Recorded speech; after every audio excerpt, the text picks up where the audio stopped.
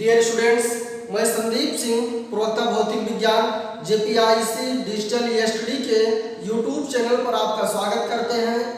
प्रिय विद्यार्थियों, आज हम लोग सरल रेखा में गति, मोशन इन स्ट्रेट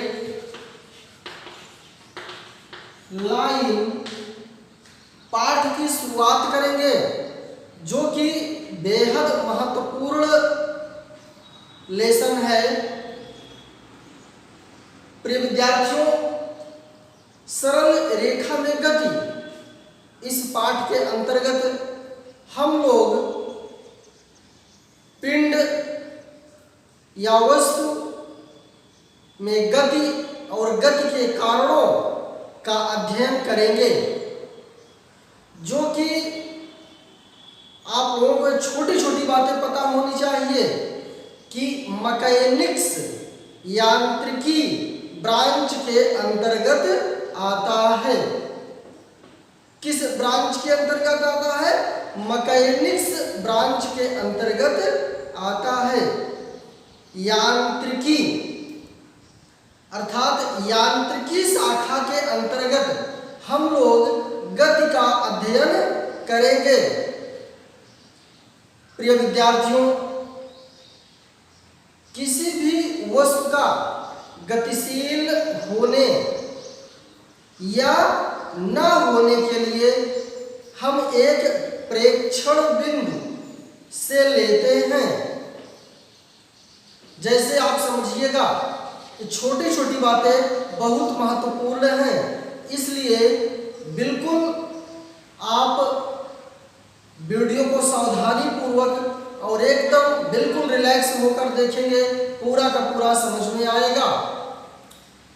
मान लीजिए कोई यात्री प्लेटफार्म पर खड़ा है। जब वो प्लेटफार्म पर खड़ा है, वहां पर कोई पेड़ है। वहां पर प्लेटफार्म पर क्या है? पेड़ है। जब पेड़ है, उस यात्री के सापेक्ष में वो पेड़ कैसा है? स्थिर अवस्था में है। किस अवस्था में है? स्थिर अवस्था में है, अर्थात बिल्कुल रेस्ट की अवस्था में है। ध्यान दीजिएगा, जब वही यात्री ट्रेन पर बैठा होता है और ट्रेन से प्लेटफार्म की ओर आता है, तो वह पेड़ उसको गतिशील अवस्था में नजर आता है। समझ में आई बात? बिल्कुल समझने योग्य बात है ना? यस। देखें, जब वो ट्रेन पर बैठ के आया तो वही पेड़ गतिशील लगने लगा, वही पेड़ गतिशील लगने लगा, और इसके पहले वही पेड़ उसको विरामावस्था में था। इसका क्या कारण है? इसका यह कारण है कि फ्रेम, अर्थात जब व्यक्ति प्लेटफार्म पर था तो वह भी स्थिर अवस्था में था, और पेड़ तो ऑलवेज स्थिर अवस्था में ही रहता है। लेकिन जब यात्री उस ट्रेन के गतिशील प्लेटफार्म पर, अर्थात गतिशील हो गए या पर बैठा है, गति करती हुई ट्रेन पर बैठा है, तो वह पेड़ भी उसको गतिशील नजर आने लगा। तो इसलिए प्रिय विद्यार्थियों, हम किसी वस्तु को एक वस्तु के सापेक्ष में यदि विरामावस्था में कहते हैं, तो वह वस्तु दूसरी वस्तु के सापेक्ष में गतिशील की अवस्था में हो सकती है। वह वस्तु दूसरी वस्तु की अपेक्षा क्या हो सकती है? गतिशील हो सकती है। समझ में आया बेटे? एक महान दार्शनिक सुकरात हुए थे। एक महान दार्शनिक सुकरात हुए थे। आप जानते हैं, प्लेटो, सुकरात या चीन के कई दार्शनिक।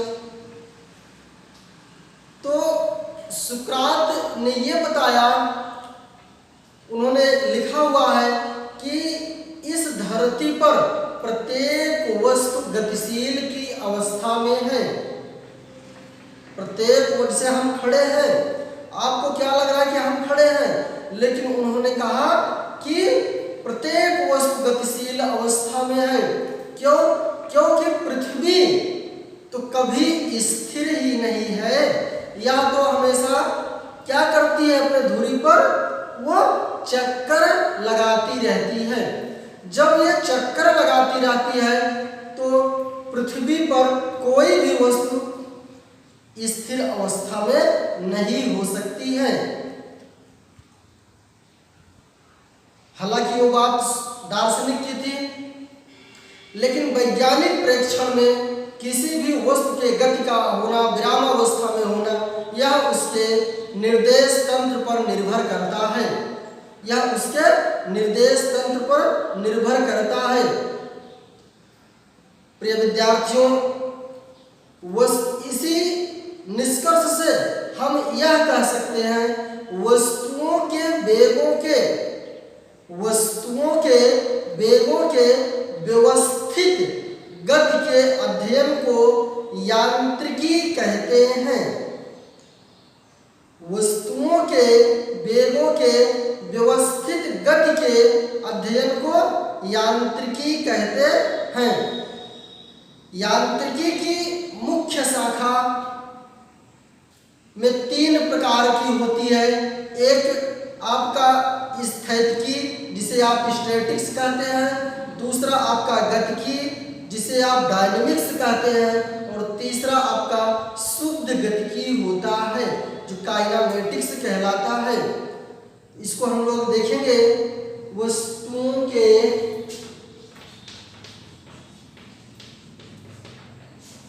यहाँ पर आप कोई भी वस्तु या कोई भी पिंड भी कह सकते हैं। वस्तुओं के वेगों का व्यवस्थित अध्ययन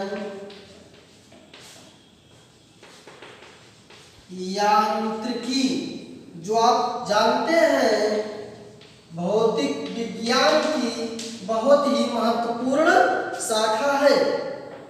अध्ययन यांत्रिकी शाखा के अंतर्गत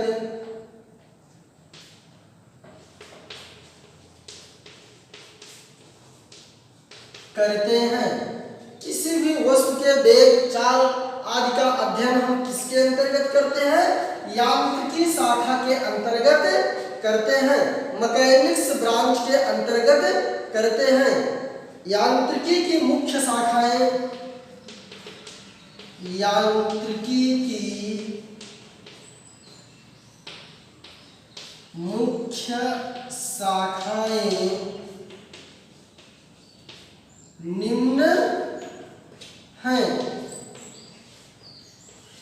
यांत्रिकी की यहाँ पर हम 3 ब्रांच के बारे में अध्ययन करेंगे, अर्थात 3 शाखाएं हैं जिसका हम लोग यहाँ पर अध्ययन करेंगे, जिसमें से पहली ब्रांच कहलाती है स्थैतिकी, जिसे हम स्टैटिक्स कहते हैं। जिसे हम क्या कहते हैं? स्टैटिक्स कहते हैं, स्थैतिकी कहते हैं। इस ब्रांच में, स्थैतिकी ब्रांच में, कोई वस्तु जो होती है वो विरामावस्था में होती है। स्थैतिकी ब्रांच में कोई वस्तु विरामावस्था में होती है, हम उसका अध्ययन करते हैं। कोई पेड़ हो गया, अभी हमने बताया आपको इस धरती पर, इस ब्रह्मांड में कोई भी वस्तु विरामावस्था में नहीं होती है, लेकिन जब हम वैज्ञानिक अध्ययन करते हैं तो एक निर्देश तंत्र के सापेक्ष में उसको हम क्या मानते हैं, रेस्ट की अवस्था में मानते हैं। जैसे हम खड़े हैं, इस ब्लैक बोर्ड क्या है, यह विरामावस्था में है। ग्रीन बोर्ड या ब्लैक बोर्ड किस अवस्था में है, विरामावस्था में है। किसके सापेक्ष में, हमारे सापेक्ष में। ओके, तो स्थैतिकी ब्रांच में हम लोग किसका अध्ययन करते हैं, कोई भी वस्तु या कोई भी पिंड विरामावस्था में रहेगा, हम उसी का अध्ययन स्थैतिकी डायनेमिक्स स्टैटिक्स ब्रांच के अंतर्गत करते हैं। जो दूसरा ब्रांच है गतिकी है, डायनामिक्स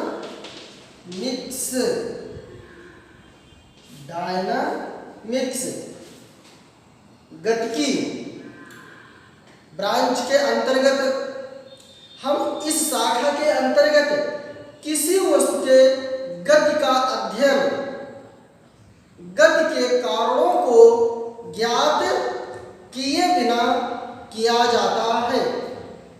इस शाखा में क्या करते हैं, ध्यान दीजिएगा, इस शाखा के अंतर्गत किसी वस्तु के गति का अध्ययन, किसी वस्तु के गति का अध्ययन, उस गति के कारणों के बिना, उस गति के कारणों के बिना हम गतिकी में अध्ययन करते हैं।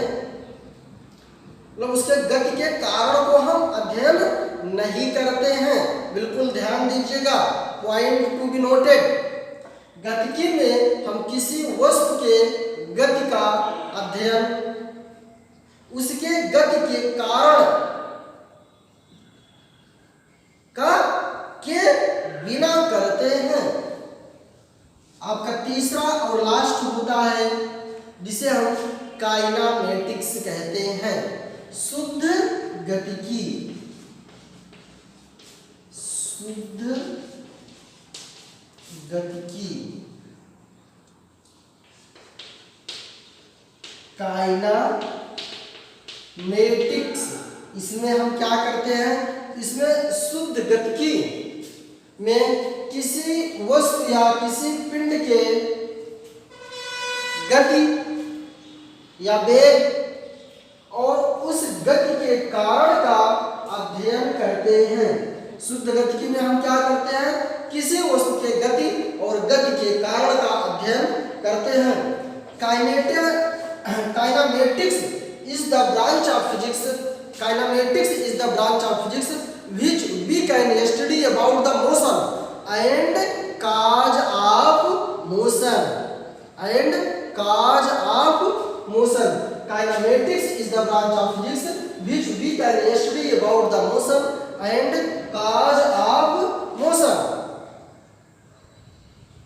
तो शुद्ध गतिकी में हम किसी वस्तु के गति का अध्ययन और उस वस्तु के गति के कारण का अध्ययन करते हैं। जी हमने देखा स्थैतिकी में सिर्फ कोई वस्तु विरामावस्था में रहेगी, अर्थात वो विरामावस्था में रहेगी, उसका हम अध्ययन स्थैतिकी के अंतर्गत करेंगे, स्टैटिक्स के अंतर्गत करेंगे। दूसरा गतिकी, गतिकी वह ब्रांच है, गतिकी वह शाखा है, कोई वस्तु इसमें विरामावस्था में नहीं रहेगी, अर्थात गतिकी अवस्था में रहेगी, लेकिन इसमें उसकी गति के कारण का अध्ययन नहीं करते हैं। In the branch of dynamics, we does not study about the cause of motion. Only we can study about the motion. Only we can study about the motion. And in the kinematics branch of physics, we can study about the motion and cause of motion. हम इसमें उसके गति का भी अध्ययन करते हैं और गति के कारण का भी अध्ययन करते हैं। बिल्कुल ये बातें स्पष्ट हुई होंगी। अगली हेडिंग हम देखते हैं, निर्देश तंत्र, frame of reference. Frame of reference, निर्देश तंत्र क्या है? आप बिल्कुल सरल भाषा में समझें, जहां से कोई प्रेक्षक किसी वस्तु या पिंड के गति का आकलन करता है, वह बिंदु ही निर्देश तंत्र कहलाता है, फ्रेम ऑफ रेफरेंस कहलाता है। आप मान लीजिए कि हम यहाँ खड़े हैं, हम यदि हमारे पास से कोई विमान जाएगा,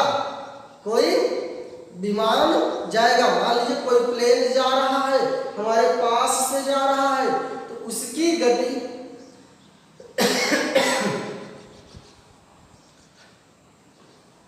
उसकी गति का आकलन जो हम करेंगे, यदि उसी प्लेन का कोई बहुत दूर हो वो भी करेगा, तो दोनों में अंतर होगा ना। बात समझ में आई ना। ये आप सिंपल वे में, कोई वाहन जा रहा है, कोई गाड़ी जा रही है, जब कोई गाड़ी जा रही है, यदि हम उसको बहुत नज़दीक से ऑब्जर्व करें तो उसकी गति में अंतर दिखाई देगा, और जब हम उस वस्तु को बहुत दूर से ऑब्जर्व करेंगे तब उसकी गति में अंतर, दोनों की गति में क्या रहेगा, ऑब्जर्व करने में, प्रेक्षित करने में अंतर रहेगा।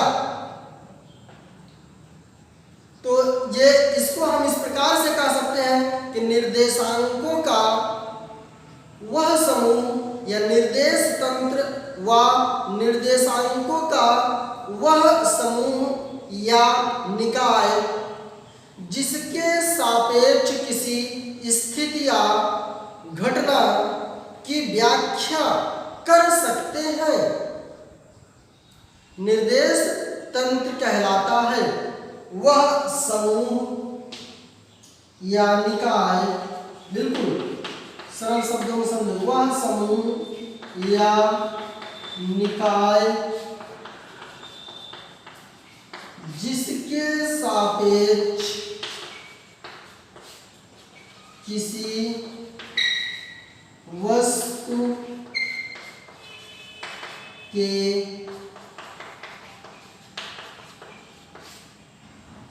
गतिशील होने का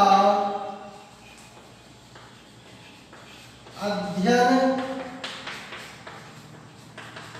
करते हैं, निर्देश तंत्र कहलाता है।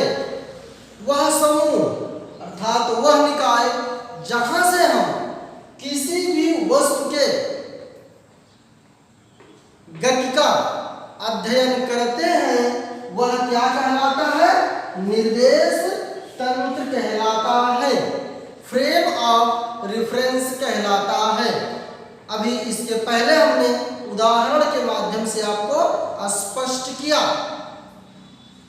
सामान्य रूप से जो निर्देशांक होते हैं, ये तीन प्रकार के होते हैं।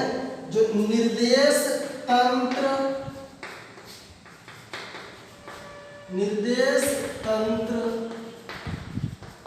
तीन प्रकार के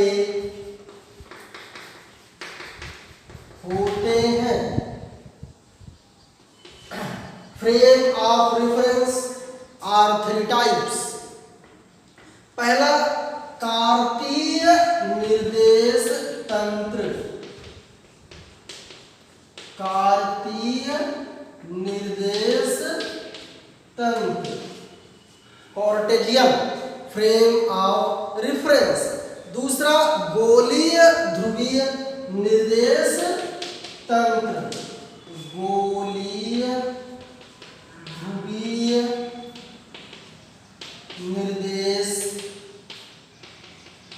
तंत्र, गोलीय ध्रुवीय निर्देश तंत्र।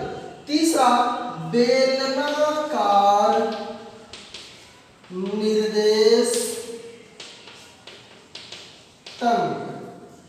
तीन प्रकार के निर्देश तंत्र होते हैं, जिसमें से यहां पर हम सिर्फ और सिर्फ कार्तिकीय निर्देश तंत्र का अध्ययन करेंगे।